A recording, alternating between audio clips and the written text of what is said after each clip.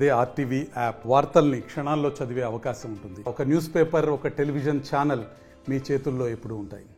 ఇలాంటి జగన్మోహన్ రెడ్డి గారికి ఒక సలహాదారుడు ఉన్నారు, సజ్జల రామకృష్ణారెడ్డి. పొద్దున నా టీం చూపించింది ఒక చిన్న వీడియో క్లిప్పు. దాంట్లో నన్ను పేడ్ ఆర్టిస్ట్ అన్నాడు సజ్జల రామకృష్ణ గారు. నేను పేడ్ ఆర్టిస్ట్ అంట. రాజశేఖర రెడ్డి బిడ్డను పట్టుకొని పేడ్ ఆర్టిస్టు అని సజ్జల గారు అంటున్నారంటే ఇది ఇంగితం ముందే మాట్లాడుతున్నారా, లేకపోతే అధికార మదం ఏమైనా తలకెక్కిందా? ఏం మాట్లాడుతున్నారు? ఎవరి గురించి మాట్లాడుతున్నారు? ఎందుకు మాట్లాడుతున్నారు? మేమా పేడ్ ఆర్టిస్టు? మీరు మీ కొడుకు పేమెంట్ తీసుకొని కదా సోషల్ మీడియాలో నన్ను, సునీతను నానా రకాలుగా హింసించింది, ఎన్ని రకాలుగా బెదిరించారు. తిట్టకుండా తిడుతూనే ఉన్నారు, అవమానిస్తూనే ఉన్నారు. ఆఖరికి నేను అసలు వైఎస్ షర్మిల రెడ్డినే కాదంట, రాజశేఖర రెడ్డి గారికి పుట్టనే లేదట, ఆఖరికి విజయమ్మను కూడా అవమానించిన వాడు ఈ సజ్జల.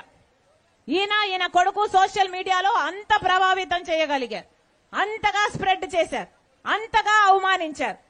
అలాంటిది ఈరోజు సజ్జల గారు ఇంత ఘోరంగా మాట్లాడుతుంటే ఈయన జగన్మోహన్ రెడ్డి గారికి సలహాదారుడుగా ఉన్నారంటే ఇది జగన్మోహన్ రెడ్డి గారు చేసిన కర్మ కాకపోతే ఇక ఏమిటి అని అడుగుతున్నా. సజ్జల గారికి చెప్తున్నా, నోరుంది కదా అని పారేసుకోకండి. ప్రజలు గమనిస్తున్నారు, బుద్ధి చెప్పాల్సినప్పుడు బుద్ధి చెప్తారు. అంతేకాదు, మమ్మల్ని పేడ్ ఆర్టిస్ట్ అంటున్నారే, మీ ఇంట్లో ఆడవాళ్లు లేరా?